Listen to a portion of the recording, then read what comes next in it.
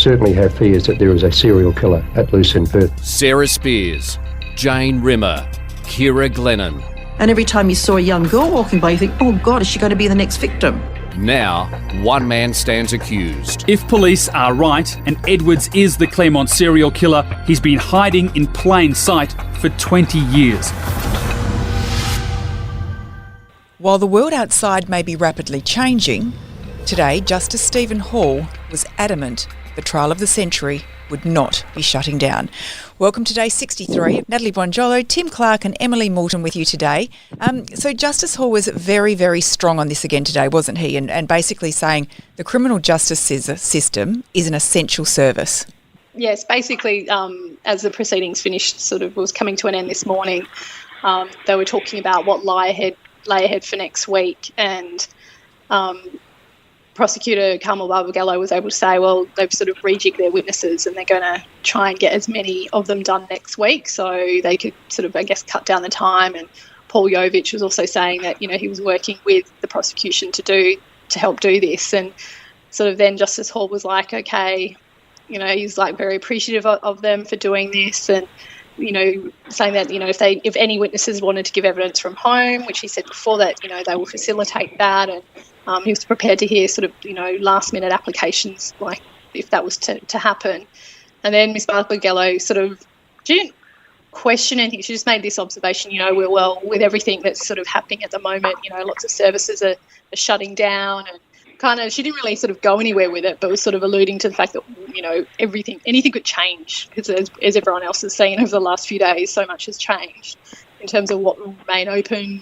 There is a possibility of a wider shutdown, like throughout the nation. So anyway, she was just making this observation, and then Justice Hall said, well, we're not shutting down. And basically said, you know, as you mentioned before, that the criminal justice system is an essential service, and that this was an important trial, and whatever happens, that he was going to make sure this trial proceeds, which was very strong. I guess it sounded like to me that anything short of the government ordering courts to shut down was the only way that this trial would not proceed. Yeah, Tim, it does seem like he really is on a path here, and he wants to get this trial through to its conclusion. Yeah, that's right, Nat. As Justice Hall was speaking, the Premier of Western Australia and the Education Secretary of Western Australia were actually conducting a press conference saying that the schools would be basically shutting down as of next week. Now, as essential as courts are, you would think that schools are equally as essential. So where we will be on Monday in terms of wider societal shutdown, we don't know. But as far as Justice Hall is concerned, we will be there at 10 o'clock on Monday. Now, as we've said for the last 3 days, the situation might overtake us, but as we sit here right now, we will be there on Monday. He is determined, very determined, to keep going as long as he and we possibly can. And how many people were in court today? Who was there, and what were sort of some of the other measures that were being implemented? Well, all the essential parties were there, obviously. A very pared down media presence, as we've said this week. There were a couple of other public observers. After the little miscommunication yesterday afternoon, they were allowed in to see the proceedings, as short as they were today. But there are still various police officers there, various lawyers there. But significantly, I suppose, none of the family members of any of the interested parties, including Mr. and Mrs. Edwards' parents, they haven't been there as of yesterday, and they haven't been coming. So, but obviously, they can stay in touch with proceedings through their contact with the court, and obviously through the reporting of the media as we're trying to keep everyone up to date with what's going on. Yeah. And has Bradley Edwards shown any interest or any reaction in terms of the various changes that have been happening and the discussions around coronavirus? I've just noticed him doing the normal things that he does, like taking notes sometimes, putting his head in his hand. I don't think his reaction has been any different to anything else we've seen him do. I don't know what your observations are, Tim. No, not overtly different, but one of the federal government measures introduced in Australia overnight means that now testing for coronavirus can be now undertaken more widely in prisons across Australia. Before that, there were measures that were you had to be basically symptomatic or have had come into contact with someone that may have had the virus or had come from overseas for the last 14 days. But a wider testing protocol is now all over Australia, given that several 100,000 more testing kits have actually arrived in the country over the last couple of days. So whether that will affect him and whether he and the other 1,000-odd prisoners that are currently in Casuarina prison in Perth, whether that testing regime will begin, we don't know, but that might give a bit more clarity next week if there is some testing that has happened. But other than that, he's been there every day in proceedings in person on the dot at 10 o'clock, or today was at 9 o'clock in the morning, doing his usual, taking his notes, talking to his lawyers when he needs to, and we assume that will continue for the rest of this week when he's not in court, and then hopefully if we get there on Monday, he'll be there too. And, we have so many worries around the world right now. Does it feel like there has been a change in the mood in the court? Is it somewhat sombre now, given what's going on Earth? Yeah, I think like with every public service, there's just a cloud of uncertainty over the whole proceedings, regardless of Justice Hall's measures that he's put in place and his determination. I get a sense from everyone that you don't really know what's going to be happening from one day to the next, which is reflective of the wider society in general, I think. But until we hear differently, we'll be there. We'll be there on Monday. Hopefully, if and when we go ahead, and obviously the prosecution, whose case we are still running, are doing their level best to keep it on track, to have a full dance card of witnesses for next week, which is what Ms. Barbara Gallo said that she was straining to do and will strain to do for the next couple of days, so we can keep going as long as court keeps going. Yeah, pushing on. Well, you had a very short court session today, and this was the continuation of Victor Webb's evidence, which I understand kicked off with cross-examination. Yeah, like yesterday, sort of, Mr. Jovich had told the court that he wanted a little bit more time to go over some documents that the prosecution had handed over, so he wanted to go through those and basically said he wasn't ready to cross-examine yesterday afternoon and needed sort of for us to come back this morning. But he also flagged yesterday that it wouldn't be long, and as we found out, it really wasn't that long this morning. So Mr. Jovich started off by asking about, his notes and, did he take notes all the time? And Mr. Webb said he was like, he did take notes. He was quite sort of chuffed or proud when he was saying it. Like he was almost saying, like he was someone who, religiously took notes no matter what he was doing, whether it was a case he was investigating or not. If he was present, he took notes. And we heard that yesterday during his evidence where he said he was at, can't remember what exactly it was, but he was an observer at something where he was just there to observe, and he still said he took notes and he wasn't required to, but he just did. Then he asked him what sort of car he drove. So I guess that was one of the pillars of the defence's case of trying to sort of show opportunities where exhibits could have possibly been contaminated. And one of the things Mr. Webb said was that, like, he drove a motorbike personally and also a Volkswagen, but that he and his colleagues did have access to police vehicles, and one of those cars that he mentioned was a Commodore. And the prosecution says that fibres that were found on Jane and Ciara Glennon's hair were from fibres that they say match a seat from a Holden VS Commodore. Bradley Edwards was a Telstra technician, and he was assigned a Holden VS Commodore in the 1990s. So they were sort of going through that this morning as well. So, Tim, in terms of who actually had access to labs and things like that, did Victor Webb say who could access these physical exhibit labs? Yeah, he was asked that, and he did list some former colleagues that he certainly remembered did have physical access to the lab. Sergeant Gary Hyde, who's already given evidence, was one of those, and there were a number of other staff members.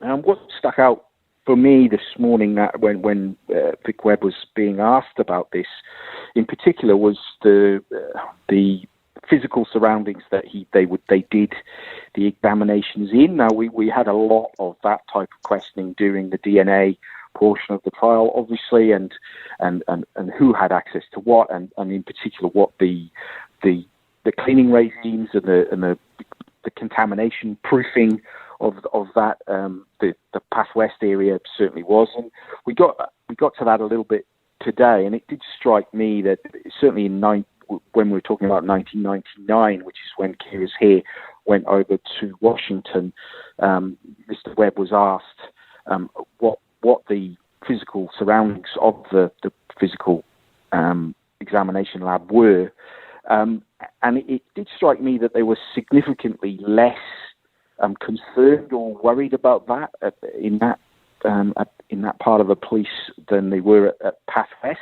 He was specifically asked what type of anti-contamination measures for fibres were in place at that time, and he was quite open in saying, well, there may well have been fibres in the air, and even possibly fibres off our lab coats at that time, because again, it was in its infancy in terms of the knowledge around contamination and trace evidence at that time, and he was quite open in saying, yeah, there may well have been fibres in that environment that could have got onto exhibits. So that could become quite significant in the coming weeks, because of course we know that all these fibres certainly were on Ciara's hair, over 40 of them on Jane's hair, where that was also in the physical examination lab at the time. So and then, as Em mentioned, the now very familiar questions about cars and what people were wearing, and we know that Holden Commodores are going to become very important, because that is where those grey fibres are supposed to have come from, but not any old Commodore, but in particular the Commodore that Mr. Edwards was driving back in the day. So that is, we always knew that was going to become quite important. But the fact that Mr. Webb was so open in his admissions that contamination issues or proofing wasn't on really high on the agenda in that part of the police headquarters could become quite significant, I think. We should talk to Brendan about how that has changed in terms of, being able to stop that cross-contamination and fibres moving around so readily. Absolutely. And I think I know the tenet of what Brendan's going to say is that obviously technology has moved on as it has in DNA, but whether at that time it was an issue at all in terms of the police thinking of what they should be doing to stop that contamination, it'll be very interesting to find out from Brendan what he thinks the differences would be between then and now. You were also shown a photo in court today of Ciara's hair mass, and this was all about, whether the exhibit was preserved and sealed during the various stages of transportation. Yeah, this was all about how it was bagged before it went to Washington, what happened to it when it was in America, and then when it came back, and then again when it was taken over to Canberra a few years later, and what the transportation methods were there as well. And Mr. Webb was quite vigorously questioned about the bagging of that exhibit and the sealing of those bags and the security of those bags, I suppose. He was quite strong in his remembrance of what his general practices were, and so the chronology, I suppose, is that the bag with Ciara's hair in it came from police, came to him, and then he was quite vivid in his memory that he would have bagged it up again before it was taken to Washington in a particular type of bag, this cryovac bag, he said, because it was thick plastic that was used. He didn't want evidence being crushed together in those suitcases, and he also didn't want the bag being perforated on the way. But that was then put to him that this was a constructed memory, if you like, through photographs that he'd seen, given the time that has passed since then. And he said, well, yes, those photographs make up the majority of my memory, but he certainly remembered very vividly how it was done in general. And he also said what we talked about yesterday, this subsampling of the hair when it came back. He was tasked personally with tweezing some of Ciara's hair to make a subsample, and he said that he had a distinct memory of that because, as he described it, it wasn't a pleasant job, and some jobs were, stuck in your mind more than others. And as we've discussed so many times, this was the job at the time, the macro investigation, and so he did remember doing that and asking specifically the police to make sure that Ciara's hair mass was dry when it got to him, because if it hadn't been, then that would have made the job more onerous than it already was. Yeah. And he spent several days at the FBI headquarters, I understand, but was he in attendance at the time when the exhibits were being examined by the FBI? No, that was one of the things Mr. Jovich was trying to sort of point out, was that he kept asking, he goes, well, were you there during the examination of the exhibits? He said, no. Did you see it being, or first asked if he was involved, and then asked if he actually even saw it happening, and he said no, or even if it was packaged. And I guess that was sort of, Mr. Jovich didn't go anywhere further than that, but he was trying to sort of, I guess it was one of those things where his job is to sort of say there's a possibility of cross-contamination, and this could be another area, who knows what happened to it. But that's, I guess, what he was trying to allude to anyway with his questioning. But, Mr. Webb said he was basically there to sort of make sure everything arrived safely.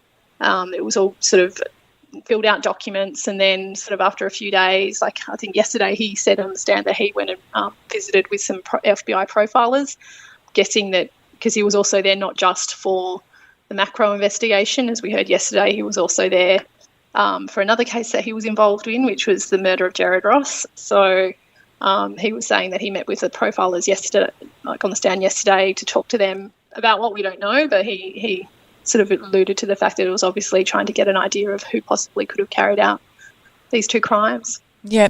And Tim, as we discussed in yesterday's podcast, the issue now is that these people at the FBI who were carrying out the examinations are very unlikely to be able to attend court.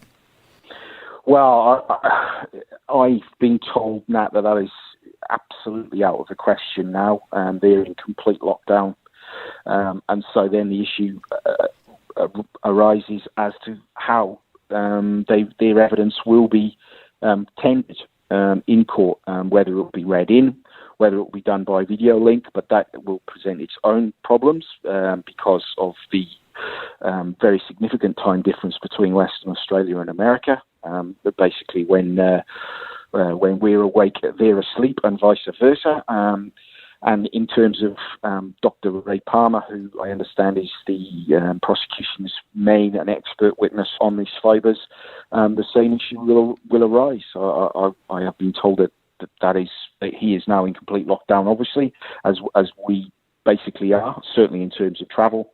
And so that evidence certainly will have to be given via video link, which we'll have to anticipate then will necessitate some late night sittings as we had previously in the trial, again because of the time difference and the extra imposition of basically not being able to go anywhere if we're anticipating that evidence coming in the next few weeks, we might even see Mr. Palmer's bedroom or office at home, wherever that might be, because his evidence is absolutely crucial, because it is that his report that a lot of the prosecution assumptions about these fibres are based on, and certainly Mr. Yovich is going to want to explore that as well. So yeah, it might well be that we're locked up in a courtroom under the cover of darkness when we reach that portion of the trial. That's right. Well, just before we leave you today, just a question from a couple of people in various different ways, but they're essentially asking the same question about the fibres. If the uniform fibres were found in one of the victim's hair, then it is assumed that Edwards was wearing the Telstra uniform during that murder and the other murders. If so, with the records you discussed from Telstra of when Edwards ordered more uniforms, did any of the dates that he ordered more uniforms correlate with the murders? i.e., did he order a new uniform a few days after the murders? If so, this might suggest that he damaged the uniform or covered it in blood during the murders, and it could be further evidence. Yeah, that's going way back to the start of the trial now, Nat. The listeners may remember that we did see order forms for when Mr. Edwards did order new uniforms. But from memory, Em, and you might remember this as well, I don't think they correlated specifically with any of the dates. No, I think they were Jane just or orders. Ciara. I know that they were maybe within that year from memory, but I don't think any occurred around the times the girls went missing or the discovery of their bodies. Like I think from memory there was like orders made at least in one of those years, like either 96 or 97, but I honestly can't really recall because it's so long ago now. No, every day, so much information. A little bit like Mr. Webb, I think if those dates did correlate, we would remember, because that would have been, there would have probably been more made of that, but in the prosecution opening and things. Yeah. But from Corinne, I think this question is, and it's a really good one, but I'll add to a little bit to Corinne's question. When the car that Mr. Edwards drove was actually recovered by police, miraculously, on the day that he was arrested, they actually found that car and went and seized it.